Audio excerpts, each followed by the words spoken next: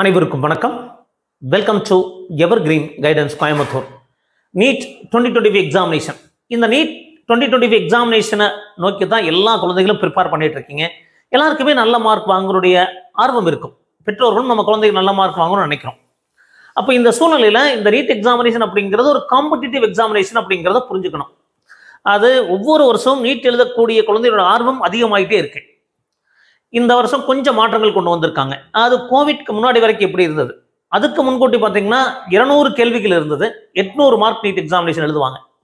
So Lateran அது 180 கேள்விகள், 180 questions, 180 minutes அப்படிங்கிற மாதிரி இருந்த எக்ஸாமினேஷன் பேட்டர்னை ஸோ கோவிட்க்கு அப்புறம் 2020 என்ன பண்ணாங்க அப்படின்னா ஒரு செக்ஷன் ஏ செக்ஷன் பி அப்படிங்கிறது கொண்டு வந்தாங்க. So section A 35 questions, section B 15 கொஸ்டின்ல 10 கொஸ்டின்ஸ் எழுதுனா போதும். 5 கொஸ்டின் சாய்ஸ் வருங்க. அது பிசிக்ஸ், கெமிஸ்ட்ரி, பாட்டனி, ஜுவாலஜி, இந்த மாதிரி 4 சப்ஜெக்ட்ல இருந்துமே நமக்கு சாய்ஸஸ் கிடைச்சது. அப்போ 200 கேள்விகள் இருக்கும். அதில் 200 கேள்விகளில் 180 கேள்விகள் அட்டன் பண்ணால் போதும், 180 கொஸ்டின்ஸ் அட்டன் பண்ணால் போதும் அப்படி இருந்தது.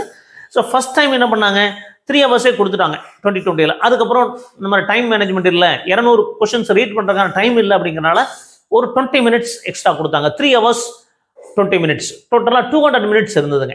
இப்போ இந்த வருஷம் அது இந்த கோவிட் சினாரியோலாம் முடிஞ்சதுனால மீண்டும் பழைய பேட்டர்னுக்கு போயிட்டாங்க. அப்போது 180 கொஸ்டின்ஸ் இன் 180 மினிட்ஸ். அது ஃபிசிக்ஸில் 45 கொஸ்டின்ஸ், கெமிஸ்ட்ரியில் 45 questions, biology, botany and zoology போட்டுக்கதர் 90 கொஸ்டின்ஸ். மொத்தம் 180 கொஸ்டின்ஸ் இன் 180 மினிட்ஸ். ஸோ இந்த 180 மினிட்ஸ் 180 கொஸ்டின்ஸ் அப்படிங்கிறதுனால இது வரைக்கும் நம்ம வேற மாதிரி ப்ராக்டிஸ் பண்ணிட்டு இருப்பாங்க குழந்தைகள். அப்போ இதுல நமக்கு டைம் மேனேஜ்மெண்ட் ரொம்ப ரொம்ப இம்பார்ட்டன்ட். டைம் மேனேஜ்மெண்ட், அப்போ இந்த கொஸ்டின்ஸ் சாய்ஸ் இல்லை அப்படிங்கிறது ஒரு ஃபேக்டர். அடுத்தது டைம் மேனேஜ்மெண்ட், எக்ஸாம் டியூரேஷன் 180 மினிட்ஸ்னால ஸோ இந்த 20 மினிட்ஸ் நமக்கு இல்லாமல் போகுது.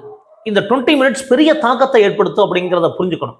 அப்போ இந்த வருஷம் மார்க் அப்படிங்கிறது நல்ல மார்க் வாங்கணும் அப்படின்னா நிறைய ப்ராக்டிஸ் பண்ணணுங்க, நிறைய ப்ராக்டிஸ் பண்ணணும். வாட் நெக்ஸ்ட் அப்படின்னா யூனிட் மோர் ப்ராக்டிஸ். அது அதே மாதிரி பார்த்தீங்கன்னா ஃபிசிக்ஸ், கெமிஸ்ட்ரி, பயாலஜி எவ்வளவு நீங்கள் குயிக்காக கரெக்டாக ஆன்சர் பண்ணி டைமை சேவ் பண்ணுறீங்களோ அதை வந்து ஃபிசிக்ஸ் நம்ம யூட்டிலைஸ் பண்ண முடியுங்க. அப்போது இந்த எக்ஸாம் டியூரேஷன் 180 மினிட்ஸ் அப்படிங்கிறது 200 to 180 அப்படிங்கிறது கண்டிப்பாக ஒரு பெரிய மாற்றத்தை உருவாக்கும்.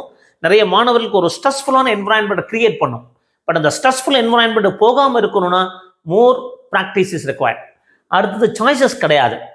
முதல்ல அந்த 15 கொஸ்டின்ஸ் கொடுத்து ஒவ்வொரு சப்ஜெக்ட்லையும் 10 கொஸ்டின் எழுதினா போதும். அப்போ அந்த சாய்ஸஸ் இல்லைங்கும் போது நிறைய ஒமிட் பண்ண முடியாது. அப்போ எல்லா சாப்டரையும் நம்ம தரவா படிக்கணும். அப்போ இது ஒரு மாற்றத்தை உருவாக்கும். அப்போ லாஸ்ட் இயர்லாம் பார்த்தீங்கன்னா நிறைய மாணவர்கள் வாங்கினாங்க. என்ன காரணம்னா நிறைய ப்ராக்டிஸ் எடுத்துட்டாங்க. டைம் மேனேஜ்மெண்ட் இந்த 20 நிமிஷம் இருந்தது, ப்ளஸ் இந்த சாய்ஸஸ் எல்லாம் இருந்தனால நிறைய மார்க் வாங்க முடிஞ்சது.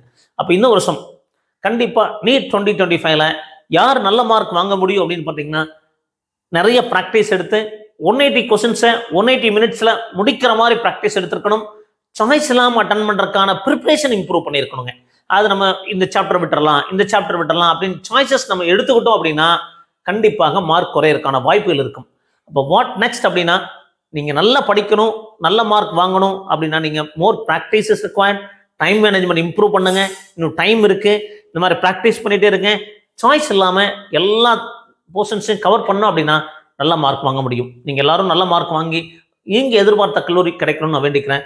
மீண்டும் ஒரு நல்ல பதிவுடன் உங்களை சந்திக்கின்றேன். நன்றி.